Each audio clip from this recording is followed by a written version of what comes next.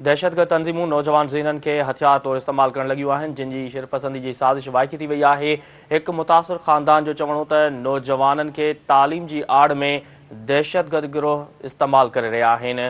दहशतगर्द ग़ुलाम जान जे भाउ जो चवणो हो त ग़ुलाम जान पढ़ाई लाइ कराची वञी रहियो हो, जेको जाबलू इलाइक़े पहुची वियो। हुन ॿुधायो त राब्तो ख़तमु थियण ऐं ॻोल्हा में नाकामी बाद ग़ुलाम जान जी सुञाणप माजवियल दहशतगर्द तौरु थी। हिकु ॿिए दहशतगर्द आसिफ जे पीउ इंकिशाफ़ कयो त पुटु तालीम छॾी हुई ऐं दहशतगर्द तंज़ीमुनि जो हिसो बणिजी वियो।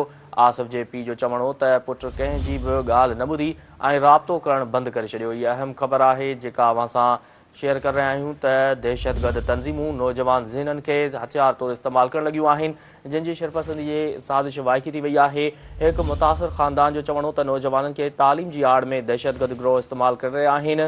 दहशतगर्द ग़ुलाम जान जे भाउ जो चवणो त ग़ुलाम जान पढ़ाई लाइ कराची वञी रहियो हो त जेको जाबलू इलाइक़े पहुची वियो। हुन ॿुधायो त राब्तो ख़तमु थियण ऐं ॻोल्हा में नाकामी बाद ग़ुलाम जान जी सुञाणप माजवियल दहशतगर्द तौरु थी।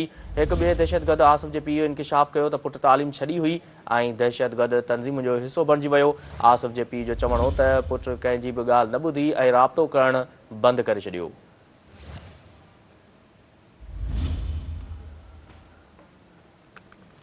अवां खे आगाह करे रहिया आहियूं अहम ख़बर जे हवाले सां त दहशतगर्द तंज़ीमूं नौजवान ज़हननि खे हथियार तौरु इस्तेमालु करण लॻियूं आहिनि, जिन जी शिरपसंदी जी साज़िश वाइकी थी वई आहे।